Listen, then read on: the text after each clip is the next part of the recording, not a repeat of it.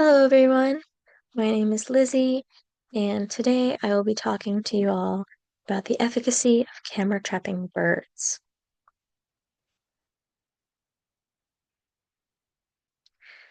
So, we're all familiar with the wonders of camera trapping, and if you've had the privilege to capture birds within your cameras, you know that sometimes it can work well. Um, I hail from New Jersey, so this is a picture of a yellow-shafted northern flicker, Colaptes auratus. This was a beautifully clear picture. However, I will note that the AI did not classify this down to a species level. I went in and I did that manually myself, but I'll get more on that later.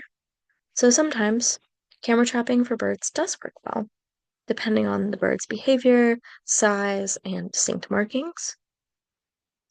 Other times, not so much.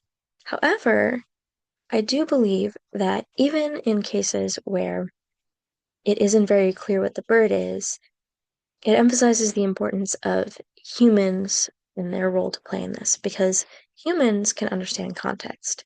And I know this is one of our cameras that gets a lot of frequent bird visitors, particularly we get American robins, Turdus migratorius. There is one gray catbird, Bimetella carolinensis, that lives in some bushes nearby. So I can make an educated guess based on what this bird appears as. It's probably an American robin. However, I say probably. So we haven't identified this yet. We haven't reached a consensus, but it's safe to say that the AI is fair in not identifying this. So the AI in Wildlife Insights uses large amounts of diverse training data to get better at identifying species. We know this. Um, some terms that I want us all to be on the same page about are precision and recall. Precision are the percentage of correct predictions that the model will make, and recall is the percentage of images that the model correctly identifies for a species out of all of the images of that species. And I retrieved this from the Wildlife Insights website, specifically the page on artificial intelligence models. So again, some challenges with camera trapping birds that we know about. Oftentimes they're small, most times. They fly and they are fast, so they can be in and out of frame within seconds. Now, this is based on that AI page that I just referenced. For the Passeriformes order, so these are the perching birds or songbirds, the Wildlife Insights AI model had a 94.47% precision of identifying and an 86.89% recall. However, again, this is for the Passeriformes order, so this is not down to species level. And what we find is that none of the species have enough photos for the model to make a confident enough prediction. So it needs at least 1,000 photos to make a confident prediction, and there are just simply not enough training photos. This is further echoed in Rutgers. So this is a pie chart of all of the aves, so birds, occurrences within the Rutgers Ecological Preserve from 2019 to 2024.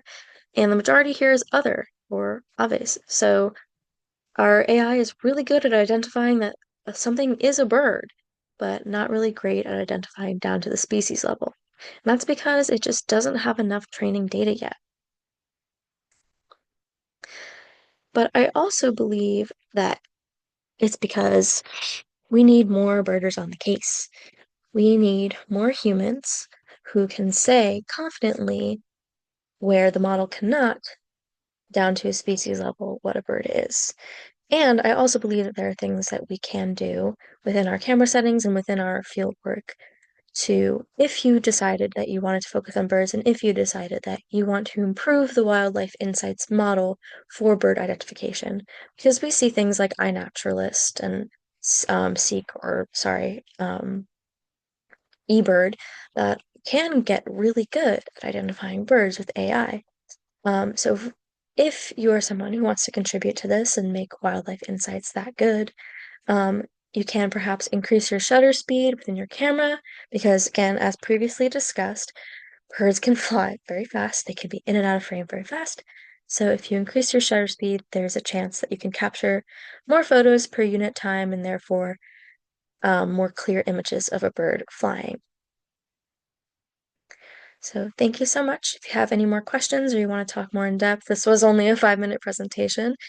So here's my email and connect with me on LinkedIn. Thank you so much.